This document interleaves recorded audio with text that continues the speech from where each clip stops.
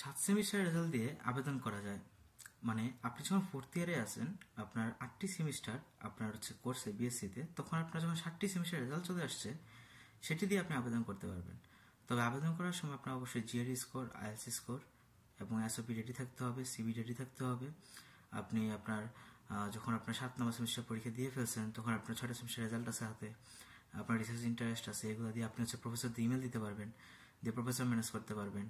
এবং যখন আপনি 7টা সেমিস্টার রেজাল্ট হাতে পেয়ে যাবেন, ওই 7টা সেমিস্টার রেজাল্ট দিয়ে আপনি আবেদন করতে পারবেন। তবে তার আগে অবশ্যই ওই ইউনিভার্সিটি গ্যাট কোঅর্ডিনেটরের সাথে যোগাযোগ করতে হবে। যোগাযোগ করে তাদের জিজ্ঞেস করতে হবে যে তারা এই 7 সেমিস্টার রেজাল্ট দিয়ে আবেদন করতে দিচ্ছে কি না।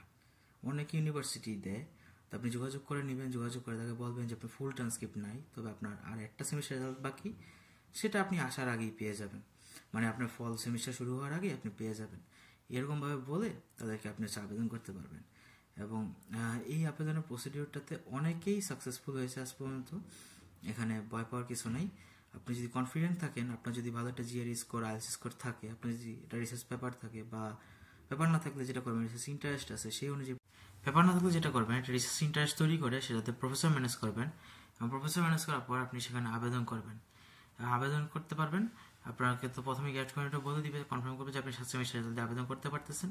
তো সুতরাং এভাবে আবেদন করে তারপর হচ্ছে আপনি ডিসিশনের জন্য ওয়েট করবেন। যখন আপনার অফার লেটার চলে আসবে, তখন তারা বলে যে ফার্দার কী কী ইনস্ট্রাকশন আপনার ফলো করতে হবে, বা এর মধ্যে যে আপনার রেজাল্ট চলে আসে, রেজাল্ট আপনি ফুল ট্রান্সক্রিপ্টটা দিতে পারেন এদের কাছে। এইভাবে করেই হয়ে যায়। 7 সেমিস্টার রেজাল্ট দিয়ে অনেকেই ফুল ফান্ড ম্যানেজ করতে পেরেছে আগে, ভবিষ্যতেও পারবে। আপনাদের জন্য শুভকামনা রইল। ধন্যবাদ।